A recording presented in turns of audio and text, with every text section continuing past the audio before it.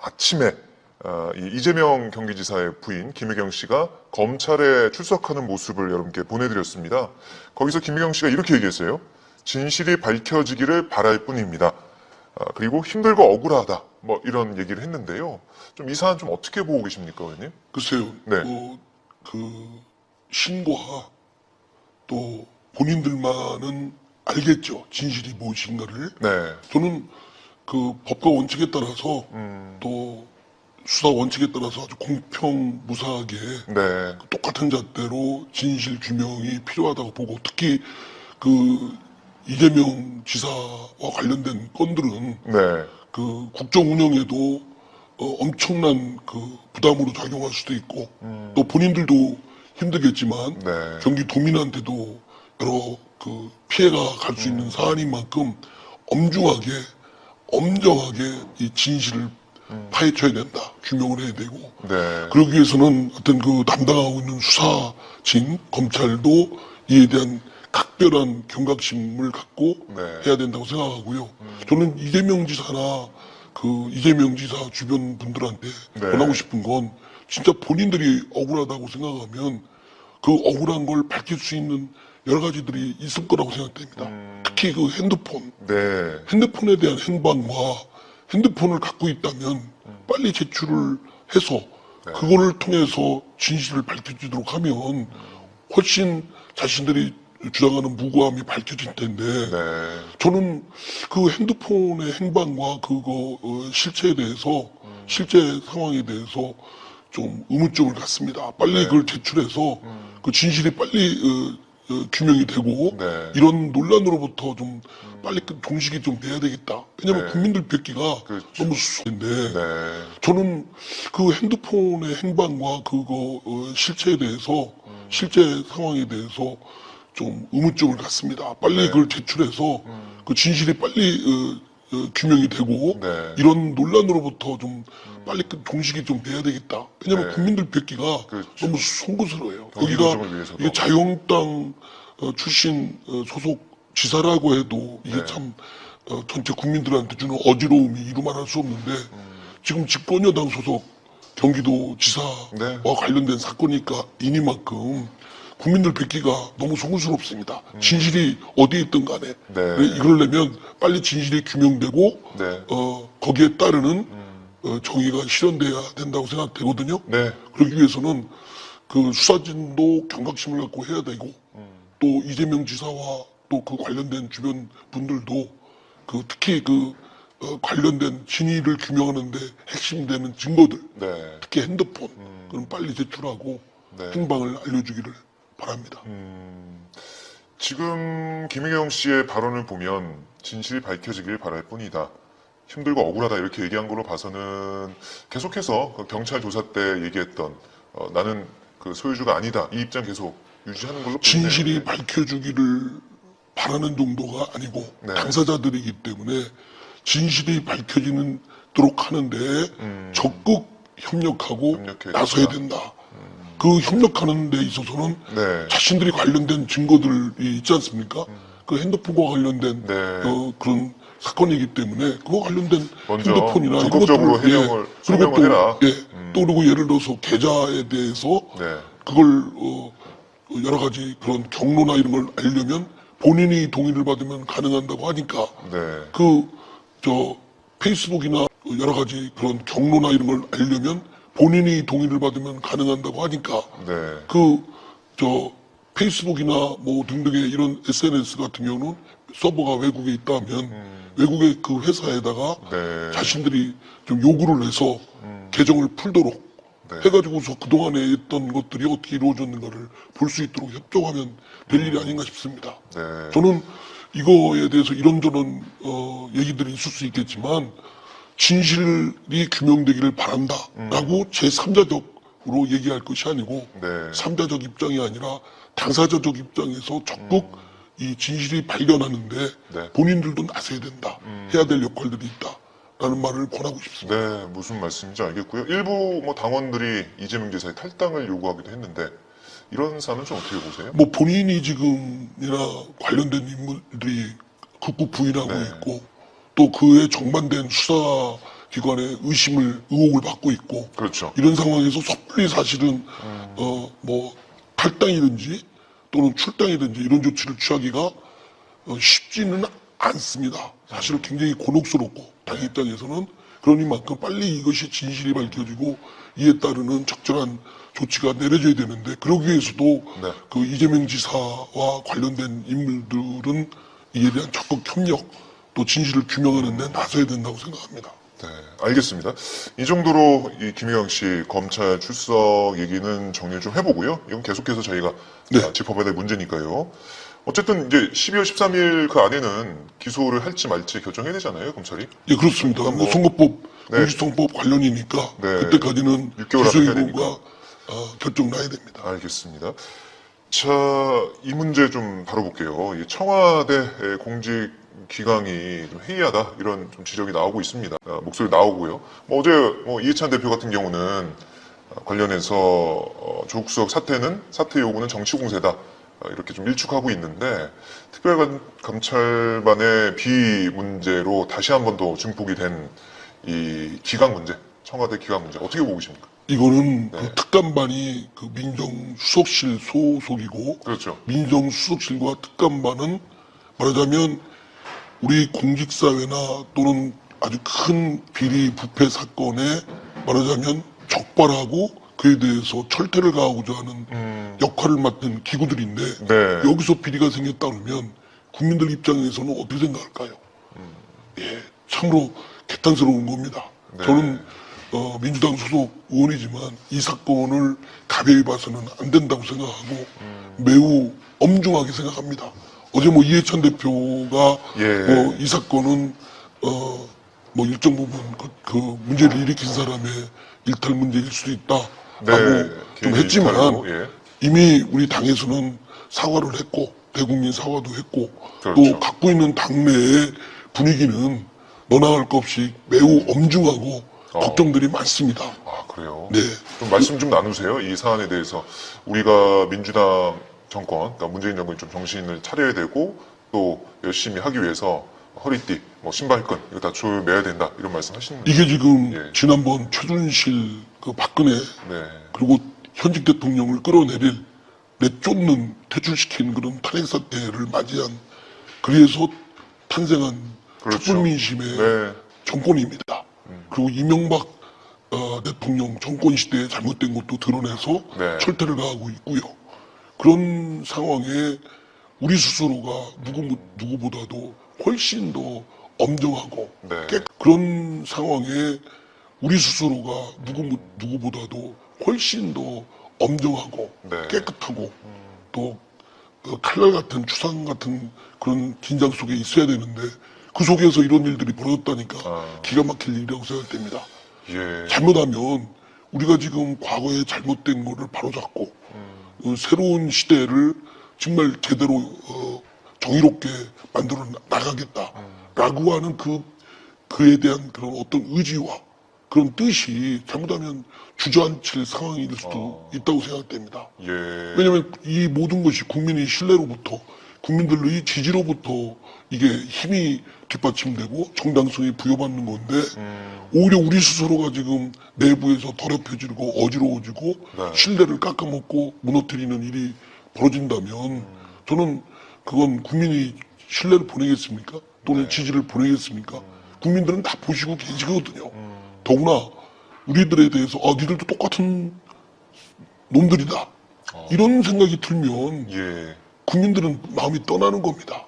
저는 대통령 지지도도 여러 가지 경제 사정이나 등등 여러 가지 때문에 떨어지는 상황을 그것 자체만으로도 엄중하게 봐야 된 터에 지금 청와대에서 일어난 일은 가벼이 봐서는 안 된다고 생각합니다. 예. 물론 우리끼리는 보고 싶지 않고 외면하고 싶고 이 순간 빨리 지나고 싶고 또 많은 국민들께서 잊어먹기를 바라는 마음도 솔직히 있습니다. 그러나 국민들 잊어먹지 않습니다. 다 차곡차곡 기억해놨다가 네. 심판을 할 것이고 이 무서움을 저는 우리 민주당은 물론이고 청와대나 정부에 있는 분들이 경각심 칼날이 자기 머리 위에 있다. 네.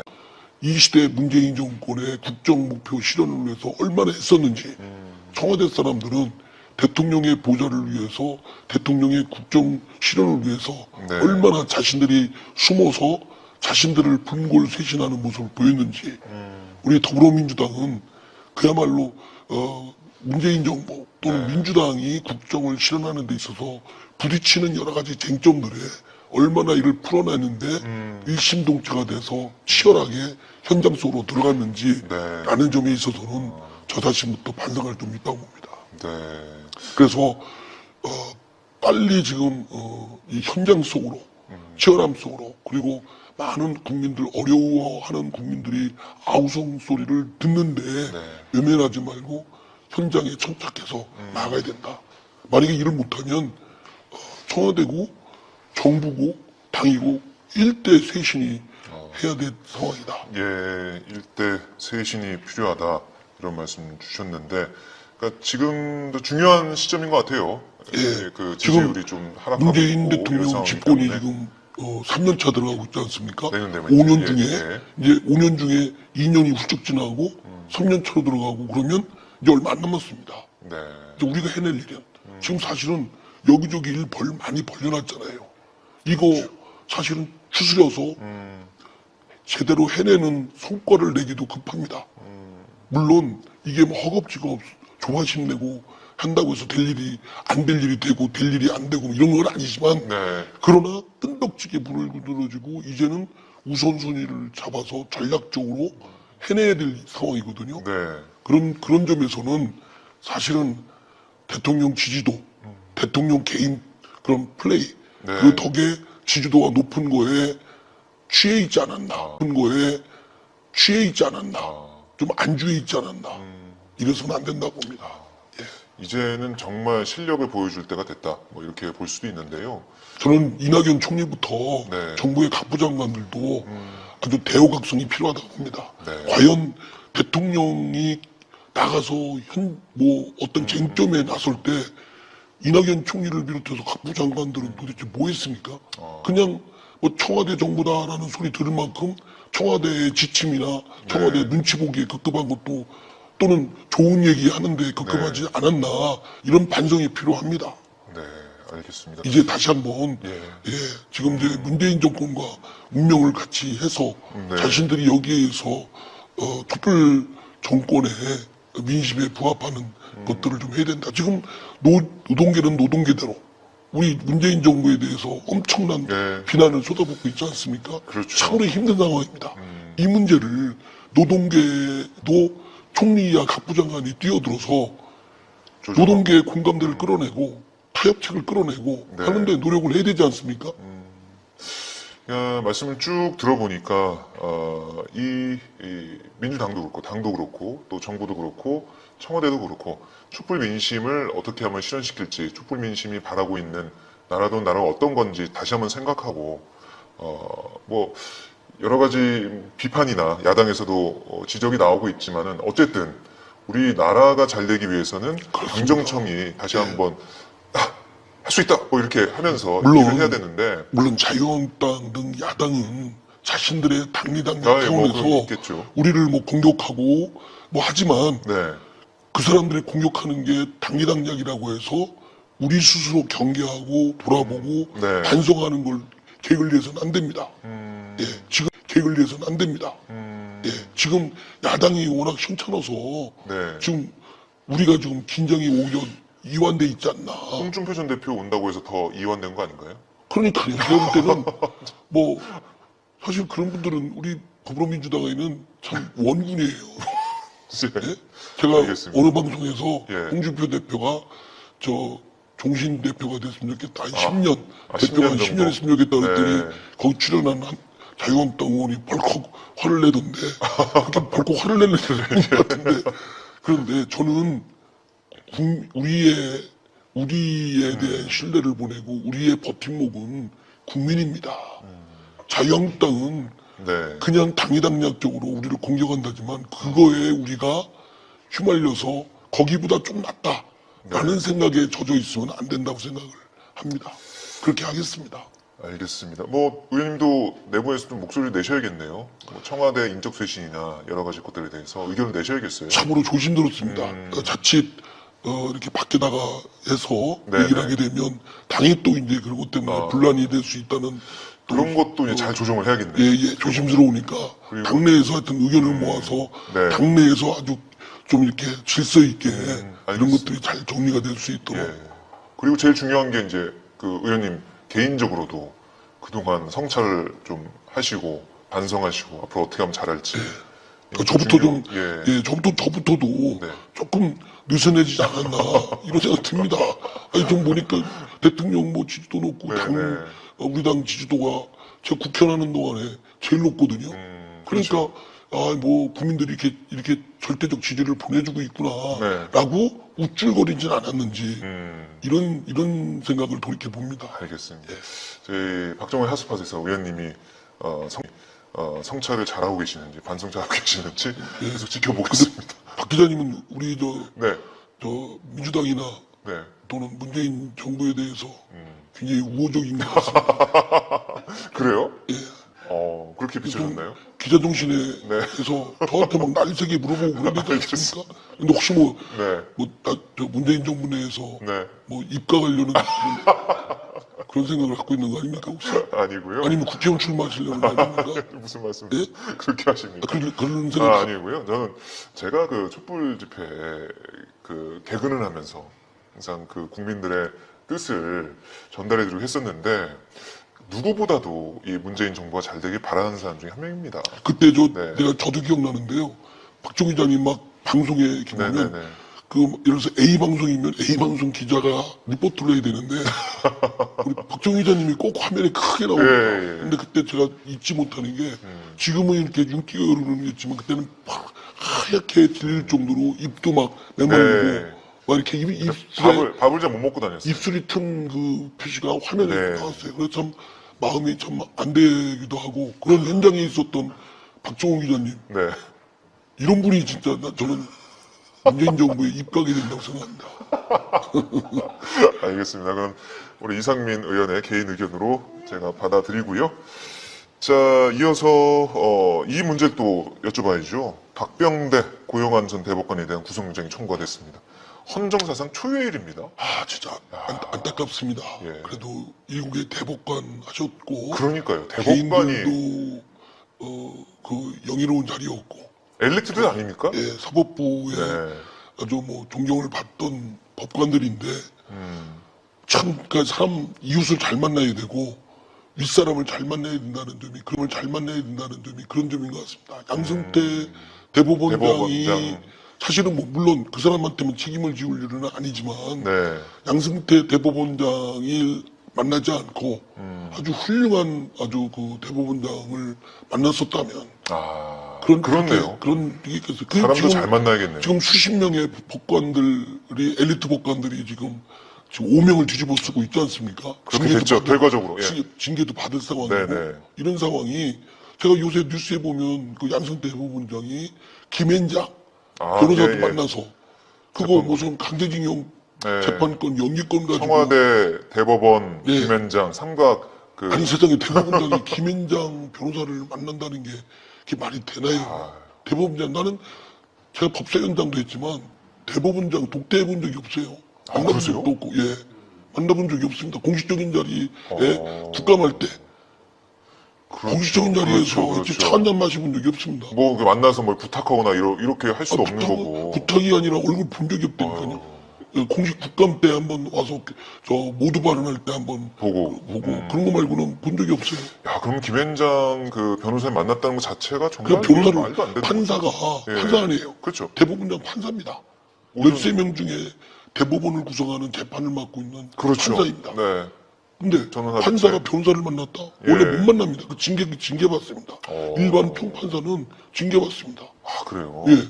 재판과 더구나 관련된 대법원 판사면 모든 사건이 다 관련되죠. 네. 그죠? 그 사건의 그렇죠. 대법원장이 변호사를 만났다. 더구나 그 변호사는 김앤장은 어떤 사건의 의뢰를 받은 변호사입니다. 전범기업. 예. 네. 이거는 변호해달라고. 그러니까 도대체 기본적인 저 윤리규범이나 이런 것도 없는 이거를 변호사들 만나지 마라. 그런 말 하겠죠, 계속. 밖에서 만나지 말라는 건 만나지 말라고 하거든요. 네. 안에서 만나지 못하는 건 물론이고요. 근데 아니, 대법원장실에서 만났다는 거 아닙니까? 예. 그래서 저는 양승태 대법원장이 자기는 한 번도 대법원 판결이나 하급식 판결에 부당하게 관여한 바가 없다고 그랬잖아요. 네네. 근데 지금 드러나고 있잖아요. 그렇다면 박병대 고용한 전 대법관 구속영장 뭐 결과는 봐야겠지만 어쨌든 양승태 전 대법원장이 검찰 소환조사 받을 수밖에 없는 건 피할 수 생각되네요. 없다고 봅니다. 피할 수 없는 거예요. 지금 뭐 드러난 확인해야 증거를 보면 되니까. 제일 지금 무거운 죄를 져야 될 분이라고 생각되거든요. 네. 국민들 이렇게 보고 그 법과 원칙에 따르면 그렇지 않을까요? 지금 대법원 양승태 대법원장으로 생기는 일들이 네. 지금 도처에 수십 명의 판사들까지 오명을 뒤집어쓰고 형사처벌과 징계를 받을 상황 네.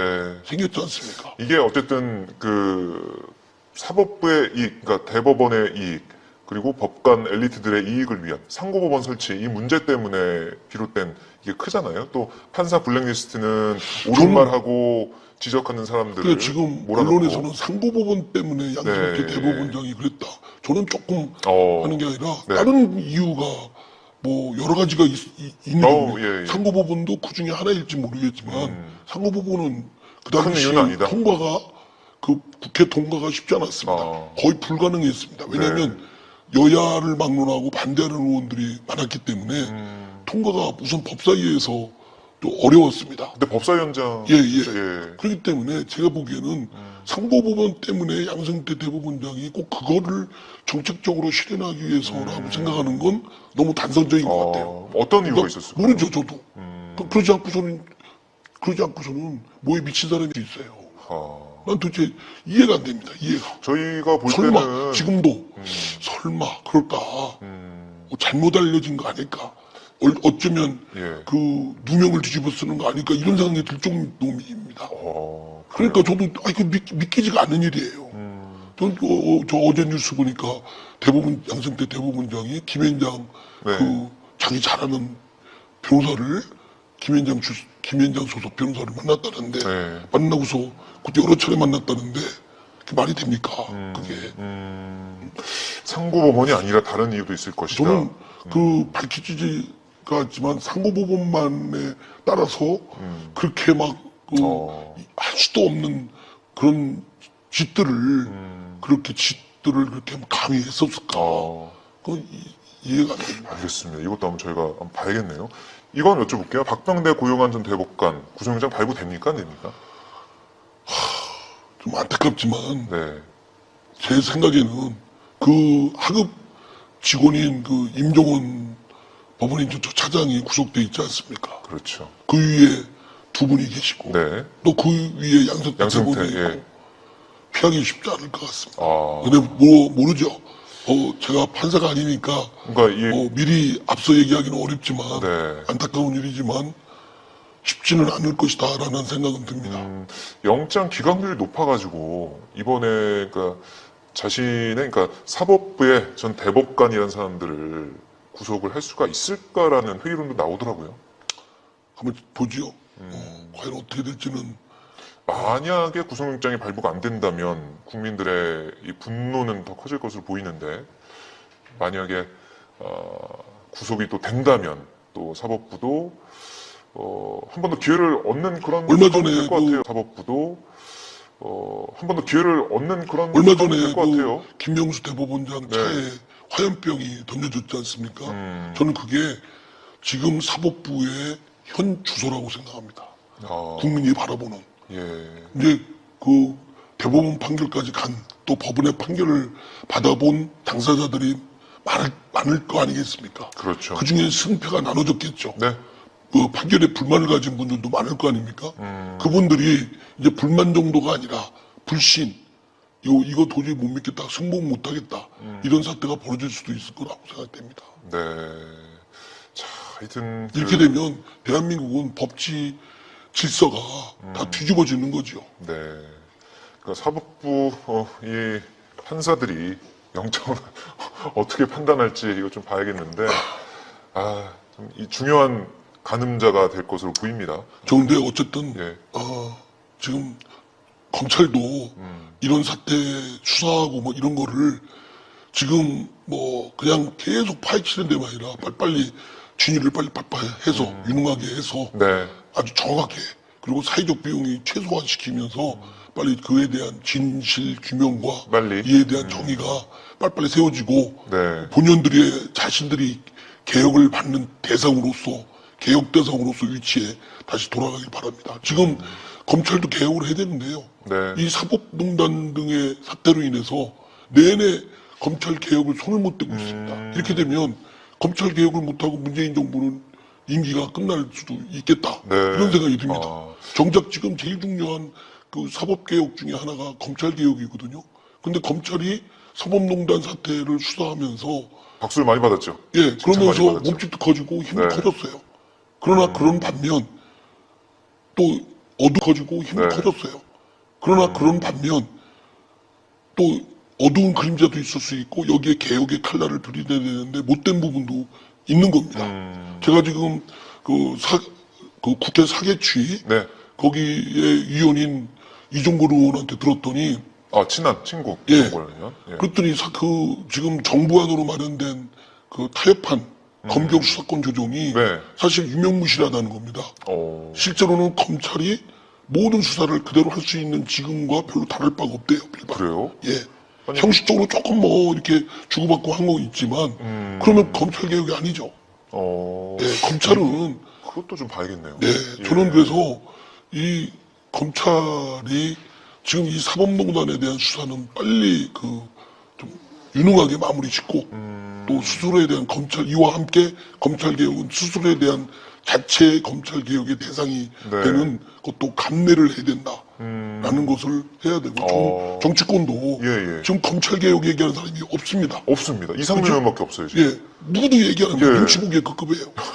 예, 그러면 안 된다고 봅니다. 저도 미처 생각을 예. 못했던 부분인데 지금까지 우리가 좀 사법농단 얘기만 지금 하고 있었으니까. 우리가 촛불 민심 때 사법부는 각성하라는 얘기보다는 검찰 개혁하라는 맞아요. 얘기가 예. 더 목소리가 높았습니다.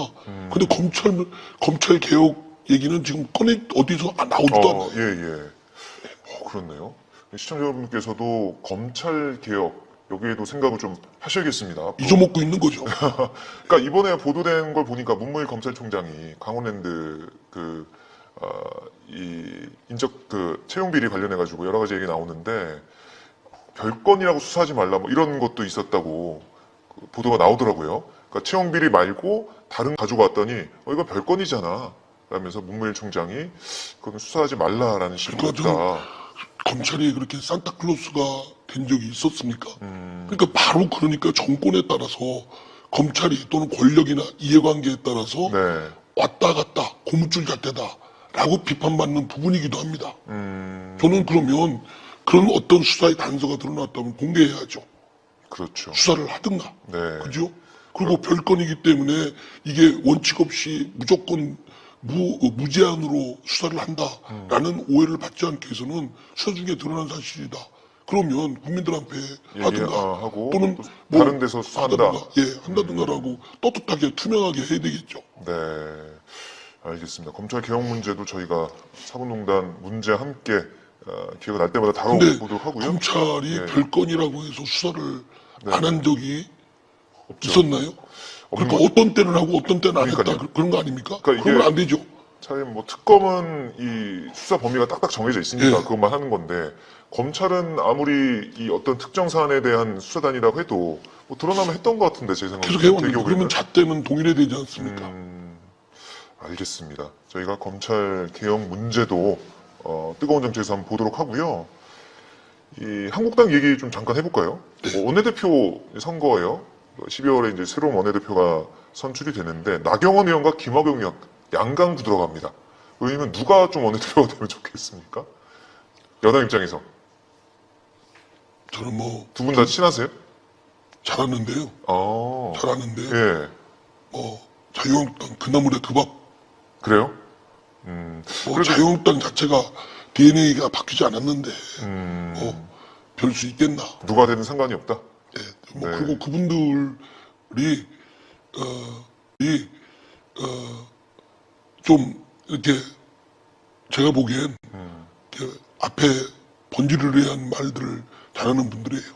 아, 이 양강구도에 특히 있는 나경원 의원 같은 나경원 경우는 의원. 뭐 이렇게 겉으로 보면 굉장히 부드럽고 네, 말도 뭐 이렇게 하는 판사 것 출신이고. 같죠. 예, 뭐 하는 것 같죠. 근데 겪어보면은 말만 좀 앞선다. 그런 느낌이다. 뭐 번지르르하다. 번지를 하다. 뭐 하여튼 두 사람 중에 그런 사람이 더 힘들게 합니다. 그래요. 협상하고 이럴 때. 예, 오히려 좀 김성태 원내대표보다는 어떻습니까? 두 사람이? 더 나은가요? 아니면은 더 안 좋아지나요? 여야 협상할 때? 그나물이 그 밥이다. 알겠습니다. 네, 그 김성태 원내대표는 비슷하다. 정확한 도진개진 아니 독인객인. 독인 개긴. 개긴. 예. 우리 흔히 쓰는 말로는 도찐개찐이라. 도진객진이라고 하는데. 예, 도찐개찐이라고 하는데 독인개긴. 알겠습니다. 그 정도 평가 좀 듣도록 하고요. 이것만 좀 하나만 더. 그럼 동의 안 하십니까? 아니, 제가 잘 상당히 모릅니다. 기분 나빠하시는 거 아니 다 아실 것 같은데 아니 뭐 제 잘 말에 모릅니다, 뭐, 제가. 제 말에 예. 저까지 표하면서 독인개긴 하지 말이죠. 한국당이 뭐 누가 원내대표가 되든 그 대여 협상을 할 때는 뭐또 강하게 나오겠죠. 김성태 원내대표가 했듯이. 그리고 그들이 DNA가 바뀌지 않는 한 좀 뭐 우리도 성찰해야 될 부분이 있겠지만 그분들도 네. 한국 정치 발전에 근본적인 그 DNA의 변환이 돌연변이가 생기지 않으면 네. 참으로 국민들 애꿎은 국민들만 힘들어진다라고 생각합니다. 알겠습니다. 유치원 3법, 이른바 뭐 박용진 3법, 민주당 당론으로 어제 이제 교육위 법안 소위에서 한국당 안과 같이 병합 심사가 됐는데 결론은 저는요 양쪽의 얘기를 안 됐어요. 들어봤는데 예, 예. 양쪽의 얘기를 들어봤는데 접합이 불가능한 게 아니라고 봅니다. 그래요? 예, 저는 뭐냐면 예. 중요한 거는 목표는 공공성 강화. 투명한 회계 관리, 회계 관리, 예. 돈 관리 아니에요. 그렇죠. 그렇기 때문에 나는 자유한국당 의원 쪽에서 제시한 안이 있죠. 돈 흐름만 분명하다면 나는 그 근데 차이를 모르겠어요. 이중 회계로 한다는 것 자체가 아니 그러니까 이중 회계라도 공개되면 될 일 아닙니까? 돈 흐름만 분명하면 되지 않겠습니까? 난 그래서 아니 그러니까 저는 네. 저도 이제 회계학적 지식이 없어서 혹시 사립유치원 원장님도 만나셨어요? 아니 만난 적 없어요. 저한테 로비가 안 들어와요. 내가 살인이 아니라 저는 뉴스만 보고 있는데 네네네네. 뭐 국가 보조금 부분하고 그다음에 학부모 그 부담금 이렇게 따로 하겠다. 지원금하고 우리는 통합해서 한다. 그렇죠. 뭐 국가 회계관리 시스템 한다 그러는데 에듀파인에서. 한데 아니 통합하건 나누건 저는 그 공개적으로 돈 흐름만 분명하면 될 거라고 봅니다. 저는 그러니까 접합점이 불가능한 건 아니라고 봐요. 근데 제가 이제 회계학적 지식이 없으니까 네. 그 내용을 정확하게 모르니까 뭐라고 단정 내리기는 어려운데 우리 당이든 자유한국당이든 목표는 이렇게 잡아야 될 것 같아요. 돈 흐름만 분명히 잡자. 흐름만. 지금 제일 초점이 되는 건 아니 이 얘기는 저는 뭐냐면 예를 들어서 그 돈 흐름이 들어왔는데 100원이 1000만 원이 들어왔는데 1000만 원이 어떻게 쓰임새가 어떻게 됐다는 것만 알면 되지 않습니까? 네. 지금까지는 이제 원장 모르죠, 개인 그건. 계좌로 그러니까 들어와서 어떻게 되는지 몰랐죠. 지금 뭐가 얼마가 들어오고 네. 얼마가 뭘로 써고 한 것이 없었지 않습니까? 그러니까 무슨 돈으로 뭘 써고 무슨 돈으로 못 써고만 회계만 나오면 되지 않겠습니까? 네. 그래서 저는 거기에 목표 잡아야 된다고 봅니다. 그런데 저는 양당이 지금 입장이 민주당과 자유한국당이 평행하면 아무것도 못 하거든요. 그러면 노리는 게 뭘 노리겠습니까? 사립 유치원 쪽에서는 그냥 이 상태가 좋은 거예요. 네. 현상 그잖아요. 유지. 그죠? 뭉개는 게 제일 좋습니다. 네. 그러면 지금 전략은 자유한국당의 전략은 그걸 수도 있습니다. 민주당이 이거 요구하니까 우리는 이거 좀 물타기 해가지고 이렇게 가자. 그래서 시간 끌다가 하는 있는데 그지. 저는 제가 만약에 전략가라면 네. 제가 원내 전략을 맡고 있는 원내대표 입장이다. 그러면 크게 벗어나지 않는다면 회계의 과정만 경로만 확실하다면 입금과 출금 그러니까 수입과 지출이 네. 분명하게 드러난다면 나는 그거는 어떤 거에도 된다고 봅니다. 그거 아닙니까? 그렇다면 나는 이때 놓치면 안 된다고 봅니다. 네. 지금 보세요. 지금은 막 불북을 살인유치원 3법 뭐 박용진법 해야 된다고 막 그러잖아요. 네. 근데 시간 지나보세요. 다음에 지금까지 늘 그랬지 않습니까?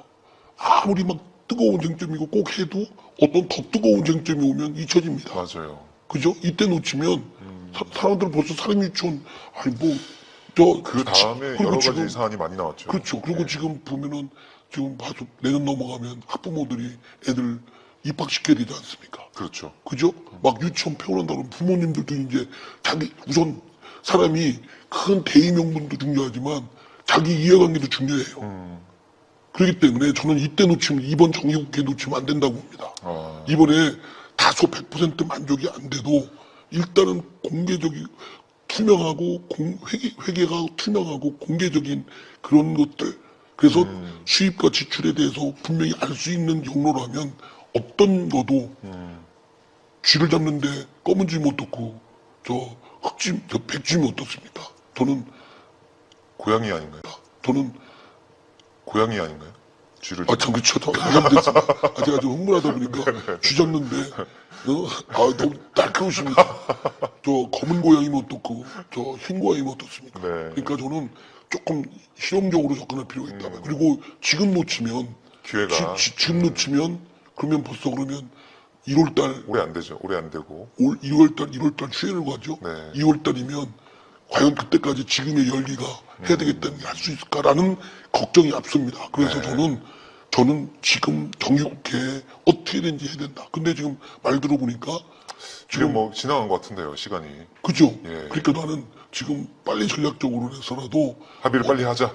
저 회계가 투명하고 공개적으로만 될 수 있으면 네. 한다고 봅니다. 그 말씀을 그러면 당에서 좀 말씀을 드려야 될 것 같아요. 드려야 될 것 근데 같아요. 저 잘못 얘기하면 의원들은 지금 여기 방송에서도 얘기하면 네. 지금 박지욱 기자님도 저한 들으셨잖아요. 사립유치원에서 로비받았어요 하는 그런 쪽에 네. 그런 아이 그러면 제가 그냥 그냥 아니라 그 눈빛이 그랬어요. 근데 저는 네. 저는 뭐냐면 근데 지금 다 그런 얘기 잘못하면요. 너 사립유치원에서 로비받았지 이거 네, 의심났습니다. 그게 뭐 그러니까 국민들께서도 그런 사실 그러니까 말씀하실 수 있죠. 예, 그런 저기도 있고 조심스러움도 있는데 제 생각은 지금 회계가 투명하고 공개적이라는 그 점만 하나만, 예. 있다면 구체적 내용이 다소 어떻다 하더라도 그거 목표에만 달성할 수 있다면 빨리 이때 해야 된다. 알겠습니다. 물론 그게 아니면 저쪽이 노리는 거 사립유치원이 노리는 건 뭐냐고 한번 보십시오. 노리는 거는 시간 끌기입니다. 네. 자유한국당도 시간 끌기입니다. 이렇게 해서 시간 지나면 법 제대로 하지도 못하고 네. 그러면서 오히려 이제 저쪽이 화근거리로 다가옵니다. 그 회의 시간 동안 자유한국당 의원들이 한 2시간 가까이 얘기를 하고 나머지 시간은 민주당하고 다른 의원이 얘기했다고 하더라고요. 그래서 거기서 핵심적으로만 얘기하자면 이런 얘기가 계속 나왔긴 했는데 그만큼 이 사안의 법안의 이 쟁점에 집중하지 않고 여러 가지 얘기를 하면서 시간이 좀 늘어지는 부분이 있어요. 그러니까 그렇게 해서 시간 끄는 거라니까요. 그게 적절한 작전이라고 생각을 간파를 빨리 하고 네. 아니 그러니까 이거에 명분으로 볼 때 다른 명분이 없지 않습니까? 사립유치원이나 자유한국당은 이거를 뭐 하지 말자는 얘기 못하는 거 아니에요? 못하죠. 못하니까 시간 끌게 하는 거예요.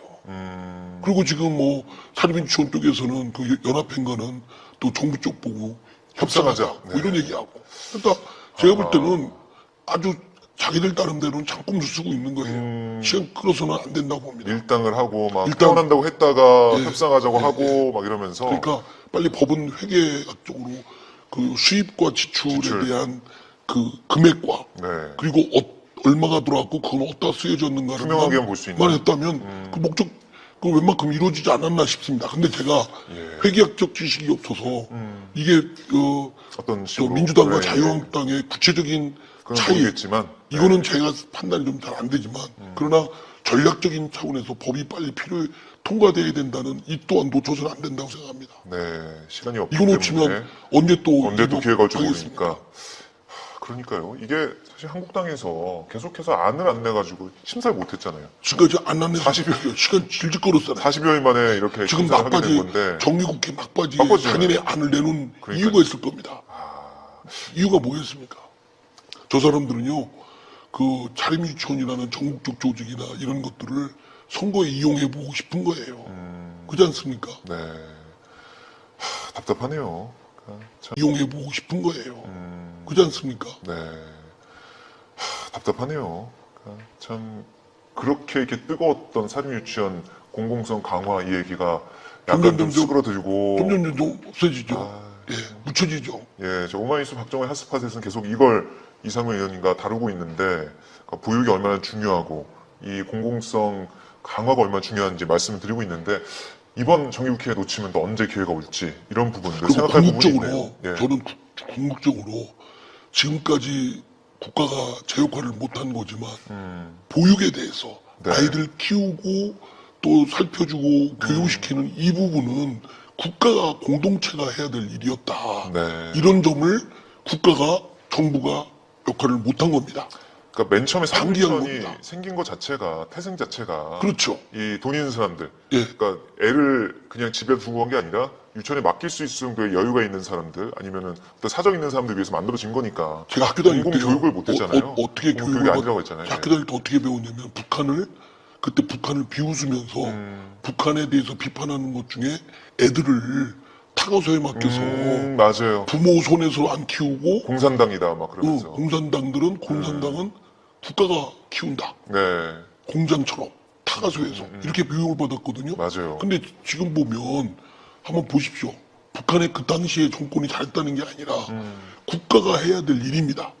애들 키우고 네, 요람에서부터 무덤까지. 그것까지. 그 나이 들어서 힘없고 돈 없고 체력 약하고 이럴 때 누가 책임져야 됩니까? 국가가 해야 될 일이에요. 네, 국가가 그러면 나라가 나라답게는 애들 때부터 걔네들이 자아완성을 키워서 능력을 키워서 꿈을 펼쳐나가고 네. 자기가 속한 공동체에 인류에 기여하도록 뜻을 펼치고 그래서 나이 먹으면 또 공동체가 책임져주는 이 정신은 아름다운 정신이고 예. 지켜야 될 충고한 가치거든요. 근데 지금까지 애들 키우고 교육하고 살펴주는 일은 그냥 우리 가족에서 남을 나라 했죠. 예. 수익자 부담 원칙이라고 그렇죠. 했죠. 예. 잘못된 거죠. 지금도 대학 등록금 얼마입니까? 유럽이나 이런 데, 미국만 해도 지금 주립대학이 더 많지 않습니까? 네. 예, 그죠? 좀 유럽은 등록금 다 거의 예, 다 거의 없죠. 예. 국가가 대줍니다. 예. 이미 나라 경제가 우리 지금의 대한민국보다 훨씬 못할 때부터 당연히 나라가 해야 될 일이라고 생각하고 다 뒷바라지 했어요. 네. 초중고뿐만 아니라 대학생이면요. 프랑스 내가 갔던 프랑스 출장을 갔을 때 들어봤더니요. 거기는 프랑스 국적인 내국인뿐만 아니라 네. 잠시 와 있는 외국인들도 학자금 다 대주고 또 대학생이면 생활 자금까지 대준답니다. 이런 정도의 나라의 품격을 갖춰야 되는 거 아닙니까? 나는 대한민국이 그 정도 그거 하면요 거북이랑 포퓰리즘이라고 하잖아요. 네, 그런 정치인들도 있고 아주 좀 못난 언론도 있지 않습니까? 네. 근데 나라가 그 정도는 돼야 된다고 생각합니다. 네. 그 그렇게 말씀하신 제 거는 역할을 못한 거에 대한 기생적인 잘못된 변칙적인 상황이 지금 살인유치원 네, 또 맞습니다. 그 어린이집 문제죠. 네. 이거는 국가가 해야 될 일입니다. 그러니까 국가가 지금이라도 몽땅 지금 다 사버려요? 몰빵해서 그러니까 다 그렇죠. 그 네. 정도 각오가 되어 있어야 됩니다. 지금 요새 저출산해가지고 애기 울음소리가 없다는 거 아닙니까? 그러니까 0%대 아니라는 겁니까? 예, 0.9 예. 몇 정도 될 것 그러면은 같은데. 인구가 팍팍 주는 거예요. 네. 제가 인구 줄는 걸 보면요. 초등학교 입학생 수를 보면 압니다. 맞아요. 점점 이제 하나 낳거나 아니면 또 결혼도 많이 안 하시니까 한 명도 안 낳거나 이런 상황까지 되는데요. 어쨌든 이 사립유치원 문제 이번 정기국회에서 아직 뭐 며칠 남았으니까 좀 보도록 하고요. 만약에 이번에 안 되면 임시국회나 이런 때 다시 이런 분위기가 만들어져가지고 통과시킬 수 있을까요? 어떻게 보세요? 그러니까 만약에 그 자유한국당이 시간 끌기로 가면 네. 여기에 휘말리는 거니까 저는 아까도 말씀드렸지만 시간 끄는 저쪽의 전략을 빨리 간파를 해서 네. 회계와 경로가 투명하고 공개적이 될 수 있는 빨리? 것이 담보되면 어쨌든 빨리 해야 된다. 예, 이렇게. 그런 빨리 좀 더 다소 100% 완벽하지 않더라도 네. 원하는 바가 안 되더라도 통과시켜야 된다고 봅니다. 그 알겠습니다. 다음에 예. 좀 더 다음에 더 보완하면 되죠. 알겠습니다. 자, 오늘 이상민 의원님과 뭐 이 김혜경 씨의 검찰 출석부터 이 특별감찰반 이 문제까지 다뤄봤고 또 오늘은 박병대 고용한 전 대법관 문제 다뤄봤고요. 그리고 유치원 문제까지 쭉 다뤄봤는데 또 하시고 싶은 말씀 있으세요? 오늘은 뭐 별 댓글이 안 올라옵니다. 아, 댓글이 여러 가지 올라오고 있는데요. 아까 그 이재명 지사 부인 김혜경 씨 출석 문제에 대해서 계속 이제 갑론을박이 벌어지고 있어가지고요. 막 이상민 의원님에 대한 얘기가 없네요. 그거에 대해서요? 네, 의상민 의원님에 대한 저희 얘기가 대해서는 없고, 예, 없습니다. 다음 주에 한번 기대해 주시고요. 참, 아니, 그러니까, 아, 예. 하여튼, 내가 혹시 네. 더 잘 모른다고 좀 말씀 좀 해주세요. 아니, 그 방송을 들으시면서 이게 서로 이제 이 현안에 대해서 말씀 나누고 계시니까요. 오늘 이상민에 대한 응원이 없다고 너무 슬퍼하지 마시고요. 다음 주에 응원이 또 있을 거라고